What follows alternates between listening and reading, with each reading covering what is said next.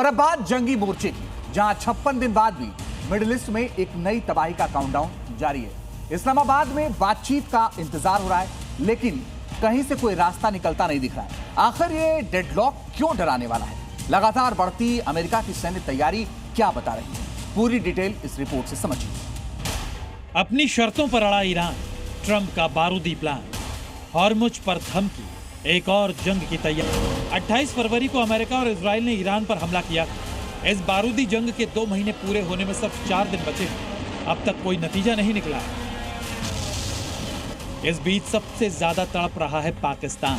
दरअसल ट्रंप की चमचागिरी में शहबाज और मुनीर ने पूरी ताकत झोंक दी है ताकि किसी तरह से ईरान अमेरिका के साथ बातचीत की टेबल पर आए, स्थायी शांति समझौता हो और हॉर्मुज का रूट खुले। तेहरान से बीजिंग तक दौड़ भागकर मुनीर ने किसी तरह ईरान की लीडरशिप को इस्लामाबाद आने के लिए राजी किया, जिसके बाद ईरान के विदेश मंत्री अब्बास अरागची इस्लामाबाद पहुंचे।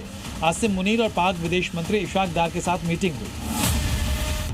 माना जा रहा है कि आसिम मुनीर और ईरानी विदेश मंत्री के बीच चीन के नए प्रस्ताव पर चर्चा हुई।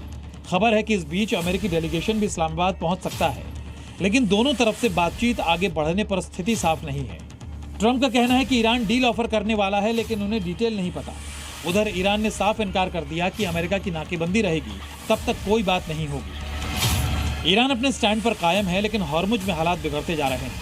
पहले ट्रंप ने ईरानी बोट्स को मारने का आदेश दिया, अब ईरान ने मिलिट्री एक्शन की फाइनल वार्निंग दे दी।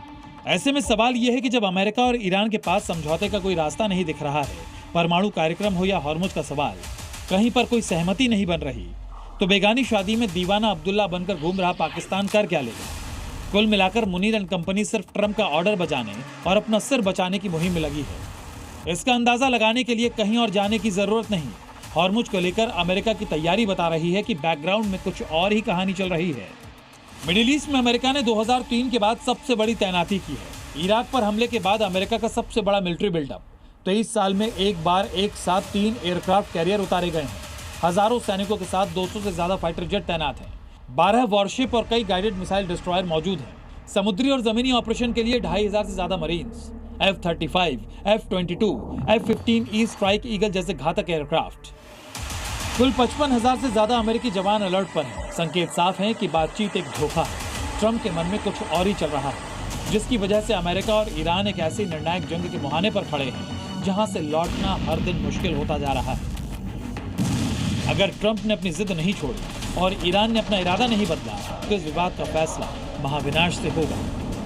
रिपोर्ट जी मीडिया।